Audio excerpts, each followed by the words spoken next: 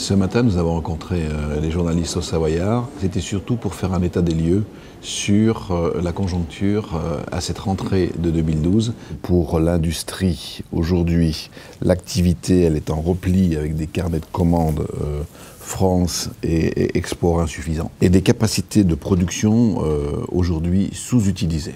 Toutefois, les entreprises qui innovent et qui sont positionnées à l'export affichent un meilleur niveau d'activité. Le décolletage, l'activité est quand même, on peut dire encore à aujourd'hui, globalement stable. Les marchés du médical et du luxe ou de l'aéronautique, quant à eux, se maintiennent.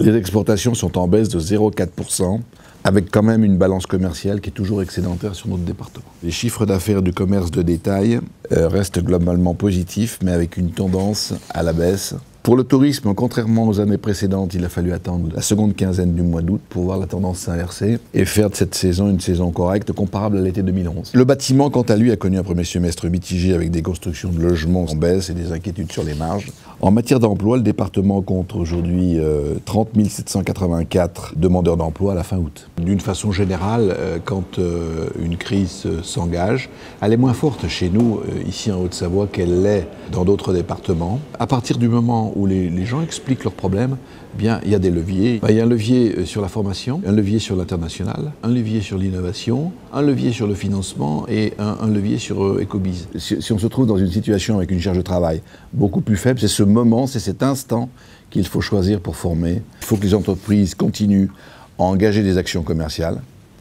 Et on a le programme commercial PME, on a un programme commercial qui est Performance Commerce, qui sont deux nouvelles prestations de la CCI et qui pourront appuyer les entreprises dans leur stratégie commerciale. L'ouverture à l'international est un des principaux leviers de développement, voire, comme on le disait, de pérennité pour les entreprises, quelle que soit leur taille. On a mis en place des outils pour définir des stratégies à l'export, comme les programmes qu'on appelle aujourd'hui le programme Go Export, ou encore la nouvelle prestation Être performant à l'international.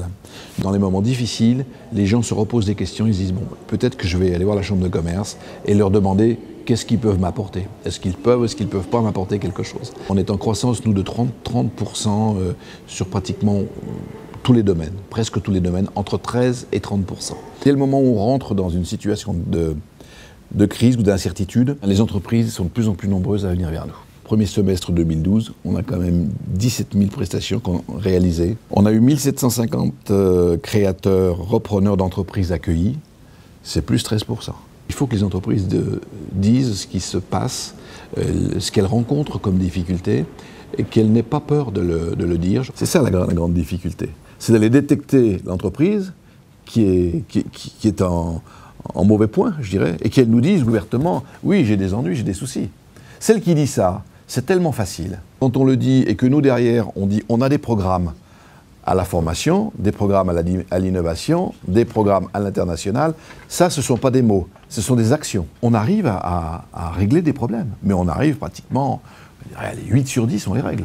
Les petites entreprises, il faut les ramener à un taux, je dirais, d'impôt beaucoup plus allégé.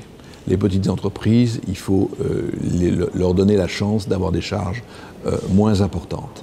Les plus petites entreprises, il faut leur donner de la souplesse pour avoir de la réactivité. Je voudrais dire aussi qu'il serait utile que les gouvernements successifs, quels qu'ils soient, de gauche comme de droite, prennent la dimension du coût du travail et des charges démesurées.